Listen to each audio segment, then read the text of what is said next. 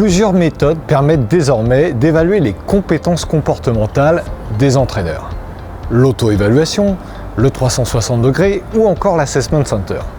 Grâce à ces solutions, il est possible de mesurer la capacité des entraîneurs à gérer leurs émotions, à prendre des décisions ou encore à apporter leur soutien aux athlètes. Oui, mais dans quel but? Pour quelle finalité? Je vous propose un tour d'horizon des différents cas d'utilisation.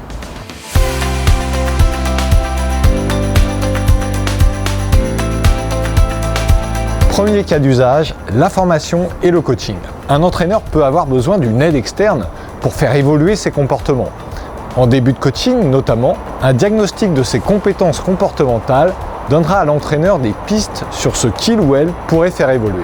Et au cas où l'entraîneur aurait déjà identifié des axes à travailler, une évaluation des savoir-être l'aidera de toute façon à préciser ses pistes et surtout à les prioriser. Deuxième cas d'usage, le recrutement. La décision de recrutement d'un entraîneur s'appuie sur des critères variés. Son expérience, ses prétentions financières, son projet de jeu, ses motivations et aussi ses compétences managériales. Est-ce que son style de management correspond aux enjeux de la situation? Est-ce que ce style est en adéquation avec la culture du club, de la sélection ou du pôle qu'il pourrait rejoindre? Voilà des questions qui sont essentielles à se poser en amont d'un recrutement et auxquelles une évaluation objective des soft skills peut répondre.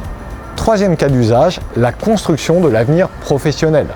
Lorsqu'un entraîneur envisage de changer de structure ou de donner une nouvelle tournure à sa carrière, sur quels éléments peut-il s'appuyer?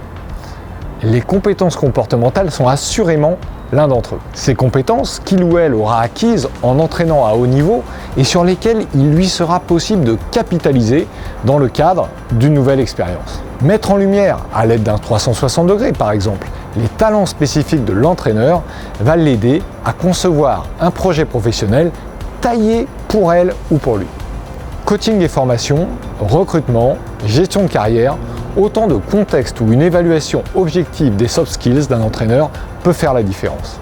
Vous souhaitez en savoir plus sur les outils d'évaluation des entraîneurs mais aussi des sportifs de haut niveau?